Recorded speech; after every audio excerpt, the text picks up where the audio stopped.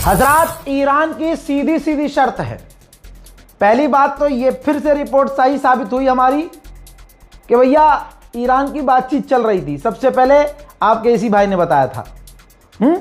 हाँ, एक और खबर सही साबित हुई। हाँ, अब सुनिए, ईरान ने शर्त रखी है, और शर्त तो वैसे बहुत लंबी भी हो सकती है, छोटी मोटी, लेकिन जो मेन शर्तें हैं वो मैं आपको बता रहा हूं। बहुत इंपॉर्टेंट शर्त हैं, और डोनाल्ड ट्रंप के लिए इसको हजम करना मुश्किल हो रहा है, वरना ये डील कल रात को ही हो जाती। कुछ ना कुछ तो हो जाता। अब वो शर्त क्या है? ईरान की पहली शर्त है कि सारे बेस मिडिल ईस्ट में जो अमेरिका के हैं, जितने भी बेस हैं अमेरिका के, सब बंद हो जाएं। अमेरिका मिडिल ईस्ट से अपनी फौज निकाल ले। दूसरी शर्त, हुर्मुज पर ईरान कंट्रोल करेगा, ईरान ही हुर्मुज को चलाएगा, और पूरा कंट्रोल हुर्मुज स्ट्रीट पर सिर्फ ईरान का होगा। और एक वेसल गुजारने के, जाने देने के ईरान $2 मिलियन लेगा। ईरान ने पहले ही कहा था कि इस जंग के बाद स्ट्रेट ऑफ हुर्मुज वैसा नहीं होगा जैसे पहले था। तीसरी शर्त, ईरान $100 बिलियन मांग रहा है हर जाना। $100 बिलियन। जो अमेरिका और इजराइल ने हमला किया है, ईरान को जो नुकसान पहुंचाया है, ईरान ने अमेरिका से $100 बिलियन हर जाना भरने को कहा है।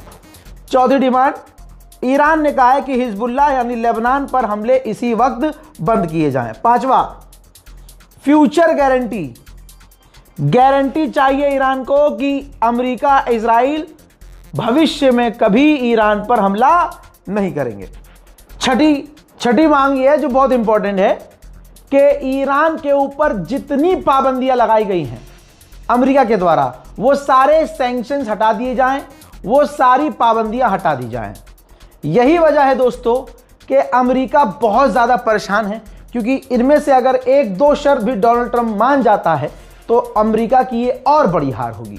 ऐसा नहीं है कि ईरान से अमेरिका मांग नहीं रख रहा है, अमेरिका भी अपनी मांगे रख रहा है। जैसे अगले 5 साल तक के लिए आप अपने मिसाइल प्रोडक्शन बंद कर दो, यूरेनियम आप किसी को दे दो या खुद ही नष्ट कर दो, परमाणु आप बनाओगे नहीं। तो देखते अब ये हैं कि इधर तो अभी अमेरिका की डिमांड पर ईरान ने कुछ कहा ही नहीं है। ईरान तो फुल चौड़े में है, और चौड़ में कह रहा है हमारी ये बातें आपको माननी होगी। जैसा पिछली रात हुआ, जो गुजरी रात हुआ, कि एक तरफ तो ईरान ने कह दिया हम बात नहीं कर रहे हैं, जबकि बात कर रहा था ईरान। एक तरफ डोनाल्ड ट्रंप सामने आया कह रहा कि भैया बातचीत हो रही है, और बातचीत बहुत अच्छी हो रही है। ईरान ने कहा कि कोई बात ही नहीं हो रही। खेलता रहा ईरान।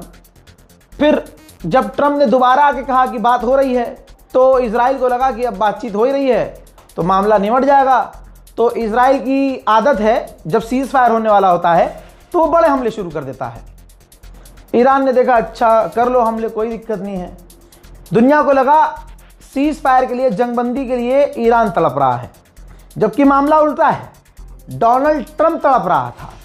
ऐसे में इजराइल को लगा कि ईरान हमले नहीं करेगा, अब की बातचीत हो रही है। तो रात को 2 बजे करीब भारतीय वक्त के मुताबिक ईरान ने डिमोना फैसिलिटी पर, डिमोना पर एक बार फिर से मिसाइल दाग दी, और इजराइल उसे रोक नहीं पाया। ओहो, अंधभक्तों की कितनी बुरी हालत हो रही है। मैं अंधभक्तों से पूछना चाहता हूं, कोई मातम का प्रोग्राम है, मतलब दुख मनाने का, गम मनाने का तुम्हारे तो होगा तो जरूर। साला जब तुम नेतन्याहू को नितिन यादव समझ के उसको तिलक लगा के आरती उसकी कर सकते हो, खुशियां मना सकते हो, तो आज तुम्हारा बाप फादरलैंड जबरदस्त तरीके से ठोका जा रहा है अकेले ईरान के द्वारा, तो तकलीफ तो हो रहा होगा, कुछ तो सेटिंग होगी ना। मतलब कुछ तो प्रिपेयर किया होगा कुछ, कि अगर हार जाएगा फादरलैंड तो क्या करेंगे, ऐसा कुछ प्लान है। अरे ऐसा प्लान बना लो कि रजाग्राफी का जाके पेशाब पियेंगे बासी मुंह। तुम्हारे यहाँ तो मूत बड़े काम की चीज़ है ना यार। सोच लेना कोई बात नहीं है, मैं रोज़ मूतता हूँ, सुबह शाम, कभी कभी 3 टाइम मूत देता हूँ। जब भी मन करे आ जाना मुँह खोल के, हाँ एकदम गर्मा गर्म, मज़ा आ जाएगा। जिसका पीते हो उससे ज़्यादा प्रोटीन निकलेगा। गजब बेइज्जती है। मेरे दोस्तों, इसीलिए कहते हैं कि किसी को भी अपना चलते फिरते बाप नहीं बुला लेना चाहिए। साला जो घर में बाप है उसकी इज्जत नहीं है, कमा के कुछ 2 रुपया दे नहीं पा रहे हैं, बाप बना लिया इजराइल को, ताऊ बना लिया अमेरिका को, अम्मा बना लिया किसी और को कि ये माता है, ये गाय माता है और ये भारत माता है। अच्छा, गाय माता है और जहां ये दूसरी जगह खाते हैं कह देते हैं कि नहीं वो गाय नहीं है, वो तो मिथुन है। बताओ यार, हद हो गई। भारत माता है तो भारत माता के साथ गद्दारी करने वाले यही है। बिल्कुल अभी की रिपोर्ट है, ये देखिए भाई। राजस्थान के इंटेलिजेंस ने एक हमारे एयरफोर्स स्टेशन पर तैनात हिंदू सनातनी संगीत कुमार को जासूसी के आरोप में गिरफ्तार किया है। वो आसाम के छाबुआ में MTS के पद पर तैनात था, अच्छे खासे पद पर था। जांच में सामने आया है कि वो 2023 से पाकिस्तानी एजेंसियों के संपर्क में था और पैसों के बदले सेंसिटिव जानकारियां भेज रहा था। उसने लड़ाकू जहाज, मिसाइल सिस्टम और कर्मियों से यानी हमारी फौज से जुड़ी हुई जानकारियां शेयर की। आरोपियों के खिलाफ आधिकारिक और सीक्रेट और कानूनी और कई खतरनाक दस्तावेजों को शेयर किया गया। जांच के दौरान सुमित कुमार जो 36 साल का है उसकी पहचान हो गई है, गुनाह पकड़े गए हैं। उत्तर प्रदेश का रहने वाला है, योगी के हिंदू राज का रहने वाला है और इस समय असम में डिब्रूगढ़ के जिले छाबुआ स्थित एयरफोर्स स्टेशन में मल्टी टास्किंग स्टाफ के पद पर तैनात था। अब आप सोचिए, सुमित कुमार भारत का सबसे बड़ा गद्दार निकला। ऑपरेशन सिंदूर में इसने पाकिस्तान की कितनी बड़ी मदद की होगी ये कोई जानता है क्या? बताइए। हमारे फाइटर जेट के सीक्रेट हिंदू दबा पाकिस्तान को दे रहे हैं, लेकिन गद्दार सुअरों की नस्लें मुसलमानों को कहती हैं। आप देख रहे हैं अभी ये उत्तम नगर में क्या गंद मचाई है, किसने मचाई? मुसलमानों को जो गद्दार कहता है असलियत में वो अपनी गद्दारी छुपाने के लिए मुसलमानों को गद्दार कहते हैं। एजेंसियां कह रही हैं कि बहुत लंबे तार इसके जुड़े हुए हैं, अभी कई और पूरी चेन गिरफ्तार होगी। तो साबित क्या हुआ कि बाप इजराइल को मान रहे हैं, ठीक, और मां जमीन को मान रहे हैं और अपनी मां का कोई ख्याल नहीं, और असल जिस बाप से पैदा है उसका कोई ख्याल नहीं। अब अगर धरती को मां कहा है तो धरती मां के साथ भी यह वफादार नहीं है सुमित कुमार, ठीक। पाकिस्तान के लिए जासूसी करते हैं, वो भी पैसे के लिए। यह औकात है इनकी जो मुसलमानों को गद्दार कहते हैं। ग्राउंड की हकीकत यह है, मुसलमानों को पकड़ के मारना, उनको गद्दार कहना, मस्जिदों के आगे जाकर नंगा नाच करना, पागल हो जाना, क्योंकि बेरोजगारी से चिचियाए हुए लोग हैं। आप इनकी फ्रस्ट्रेशन देखो, बाप से नौकरी मांग नहीं सकते, जिसे फापा कहते हैं, वो बिल्कुल एक्सपोज हो चुका है अगला आदमी। तो इनकी औकात नहीं है, क्योंकि चुना इन्होंने है। अगर अभी उससे मतलब नौकरी मांगी और उसने इनको ही गद्दार कह दिया, देशद्रोही कह दिया, और उनको पता है वो कह देगा, तो इसलिए नौकरी मांग नहीं सकते और ये नहीं कह सकते कि भाई अब हमें दूसरा बाप चाहिए। लोग कहेंगे कहा है, कल तो तुम कहते सड़क नहीं चाहिए, पानी नहीं चाहिए, तेल नहीं चाहिए, पेट्रोल नहीं चाहिए। अब समझ रहे हो? अब जिनके पास नौकरी है और सेना में है वो सुमित कुमार देश से गद्दारी करता है। सोचिए जो बेरोजगार हिंदू होंगे वो क्या कर रहे होंगे? मुसलमानों को मारने के अलावा पाकिस्तान की ये जासूसी करते हैं। तमाम हिंदू की बात नहीं कर रहा हूं, करनी तो मुझे तमाम हिंदुओं की बात करनी चाहिए, जैसे गोदी मीडिया करता है। एक मुसलमान अपराधी होगा पूरे इस्लाम को गाली बकते हैं, लेकिन मैं ऐसा नहीं हूं, क्योंकि इस्लाम ये नहीं सिखाता। अगर कोई आतंकवादी है तो उसका मजहब गलत नहीं है, वो आदमी गलत है। और माफ कीजिएगा, मैं योगी और अमित शाह और मोदी जैसा तो बिल्कुल नहीं हूं कि कोई एक आदमी गलत काम करे तो पूरे उसके धर्म को उल्टा सीधा कह दो। नहीं, मेरे भी दफ्तर में भाई हिंदू लड़के काम करते हैं, मैं देखता हूं वो पूजा करने जाते हैं, मैं देखता हूं वो तिलक लगा के आते हैं, मैं देखता हूं भाई सब कुछ मतलब ओके की रिपोर्ट है, मिलजुल कर हम रहते हैं। कितने फ्रीलांसर जर्नलिस्ट मेरे साथ काम कर रहे हैं, तुम्हारी औकात नहीं सोचने की, सुअरो जो हिंदू मुसलमान करते हो। विदेश में गल्फ में बैठा मेरा हिंदू पत्रकार है, जिन्होंने सही रिपोर्टिंग दी, सही अपडेट दिया।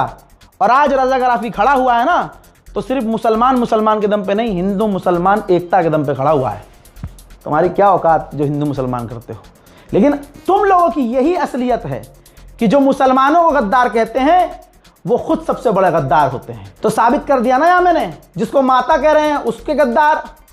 इजराइल को फादरलैंड बना लिया, उससे भी वफादारी नहीं। अब जाते क्यों नहीं हो? फादरलैंड को बचाने जाओ, या अपने ही दोनों उंगली मुंह में डालो और घोप घोप कर लो।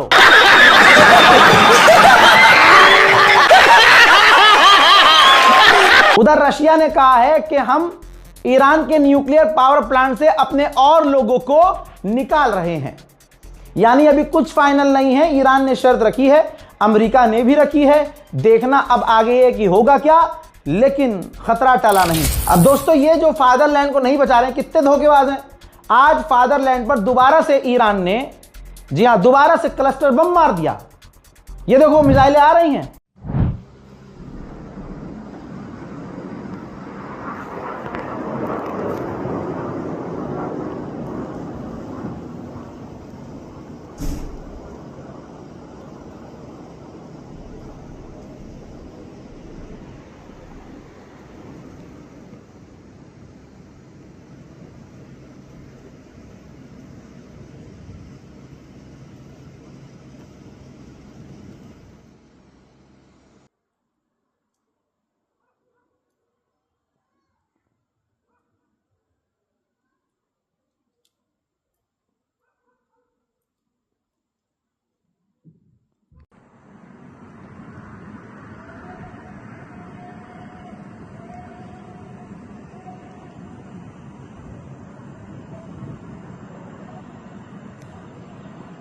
Borracha. Opa, pá, pá, pá, pá.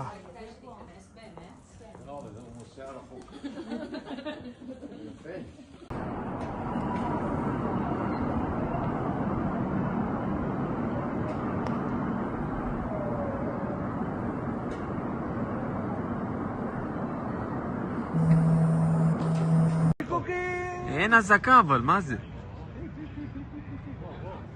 זה קרוב, וואו, וואי, וואי, מה זה? זה נופל. זה... עכשיו זה נעלם בגלל העננים.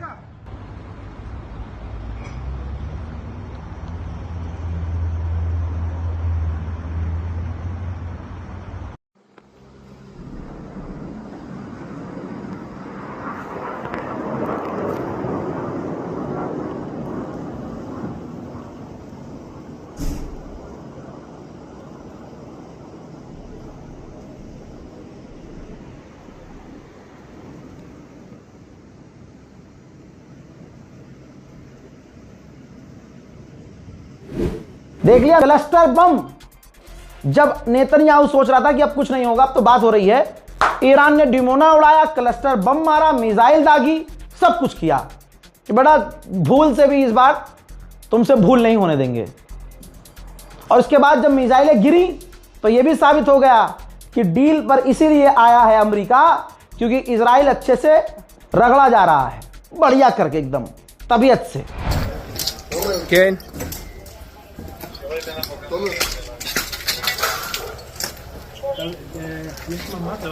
יש מקלט למטה. יש מישהו היה בדירה? לא, הם כולם היו במקלט.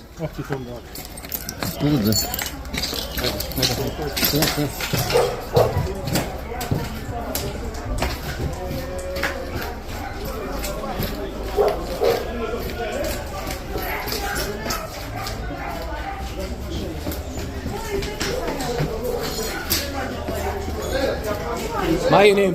לא צריך כלום למעלה. לא, לא לעלות, קח אותה רק עם חרדה, תורידו לי אותה. מה העניינים? אהלן, מה שלומכם? אלעד, תראה מה הולך פה. תראה. זה הבית שאכל אותה, פה זה המדרגות אלינו, אלעד. פה, תבין איפה. פאק. בבית שלי שתי בתים ממני. अब बताइए ये गणचट्टे कहाँ गए, कहाँ गए? अरे अब पूजा वूजा करो, आरती वारती करो यार, पोस्टर लेके सड़क पे उतरो, करो। अबे हम तो अपने धर्म गुरु हम अपने धर्मगुरु के लिए इतने लॉयल हैं कि अगर उनको शहीद किया तो सड़क पर रोए। तुम काहे के लॉयल हो बे? तुम्हारा तो बाबा दूसरे बाबा के जरिए पीटा जाता है। उत्तर प्रदेश के बाबा आचार्य योगी आदित्यनाथ की पुलिस के द्वारा ह्यूमिलेट किए जाते हैं। वो आज तक सोशल मीडिया पर रो रहे हैं, इंसाफ नहीं मिल रहा उन्हें, उन पर केस किए जाते हैं। तो तुम बढ़ जाते हो। जो योगी जी वाले हैं, भाजपा वाले हिंदू, वो उनको गद्दार कहने लगे। मुसलमानों से कंपेयर करोगे, औकात में रहो, औकात में। अंधभक्तों, उधर इनका दादा भी पिट रहा है। दादा भी, हाँ, ताऊ, जिसकी पूजा कर रहे थे अभी कुछ साल पहले। डोनाल्ड ट्रंप, गोदी मीडिया, डोनाल्ड ट्रंप और प्रधानमंत्री मोदी जब स्टेज पे आते हैं तो बिजली कड़कती है। क्या हुआ? कंट्रोल कर रहा हूं, परिवार देख रहा है, समझे? औकात में रहा करो। औकात तुम्हारी कुत्ते से भी बुरी है। कुत्ते की भी औकात है, मैं कहता हूं सुअर की भी औकात है। गोदी मीडिया की और इन भक्तों की कोई औकात नहीं है। दादा पिटा है। बगदाद में अमेरिकी बेस पर ईरान के समर्थक लड़ाकों ने क्लस्टर मिसाइलें दागी हैं। देखिए,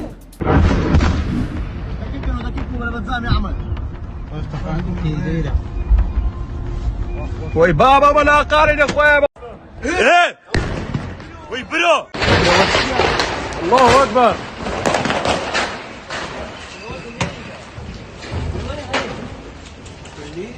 والله فيرا كاف جماعه देखा? और उधर इराक के अंदर ईरान के समर्थकों पर भी रात भर अमेरिका ने बमबारी की है। देखिए,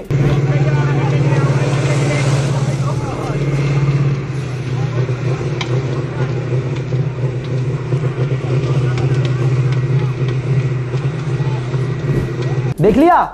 और खबर यह भी है कि पूरी रात तेहरान पर भी धमाके की आवाज और हमले हुए हैं। तो एक बात क्लियर है कि अमेरिका लालच दे रहा है कि बात करनी है, क्योंकि पूरी दुनिया का दबाव है ट्रंप पर, पूरी दुनिया का। और ये उसने बहुत गंद फैला दी है। पूरी दुनिया की इकोनॉमी खतरे में पड़ गई है।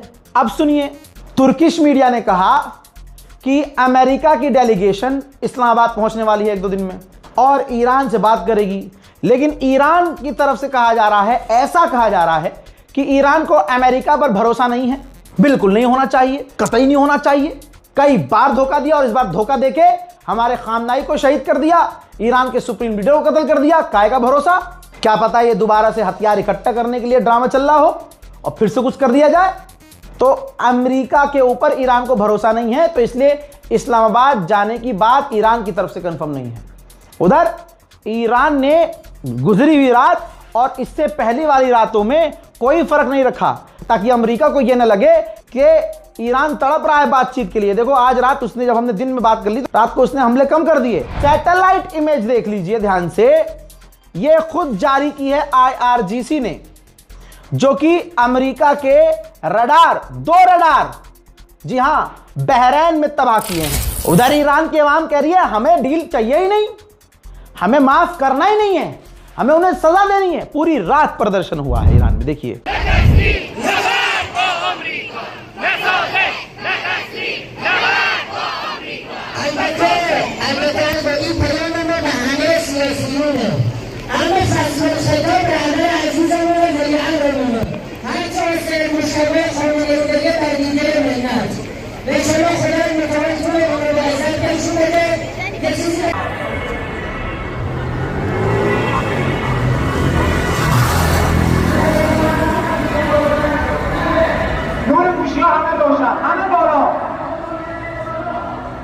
हम एक इक़्तिदार है।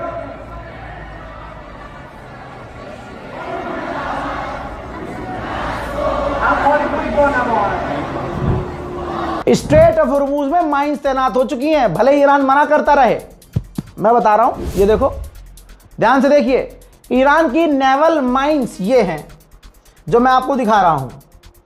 ठीक, इनमें से मैं ये नहीं बताऊंगा, देखो यहां पे जितनी इंफॉर्मेशन दे सकता हूं मैं यहां ये नहीं बताऊंगी कौन सी माइन तैनात की है। 5 माइंस हैं उसके पास। ठीक, इन 5 में से एक तरह की माइन स्ट्रेट ऑफ हॉर्मुज़ में ईरान तैनात कर चुका है। दोस्तों, अमेरिका में जो चल रहा है वो ये चल रहा है कि अमेरिका एक इंसान तलाश कर रहा है शुरू से ही कि किससे बात की जाए। तो ईरान के पार्लियामेंट स्पीकर डोनाल्ड ट्रंप को सही लग रहे हैं बातचीत करने के लिए, तो अमेरिका ईरान के पार्लियामेंट स्पीकर को एज अ लीडर देख रहा है। लेकिन मैं तो यही कहूंगा कि भरोसा ना किया जाए। अबे जो सुप्रीम लीडर को तुम्हारे कत्ल कर चुका है, तो तुम्हारा आदमी कोई अमेरिका का पसंदीदा कैसे हो सकता है? देखना अब यह है कि मैं ज्यादा नहीं बोलूंगा, ईरान क्या कहता है ये सोचेंगे अब। और वैसे भी अगर ईरान के पार्लियामेंट स्पीकर लीडर हैं भी, वो हैं, चलो लीडर हैं, लेकिन अगर वो बात भी करते हैं तो वो सुप्रीम लीडर से ऊपर नहीं है। तो दोस्तों ये है पूरा लेखा जोखा। इस रिपोर्ट को शेयर कीजिएगा, चैनल को सब्सक्राइब कीजिएगा और अपनी राय कमेंट सेक्शन में जरूर लिखिएगा। जय हिंद।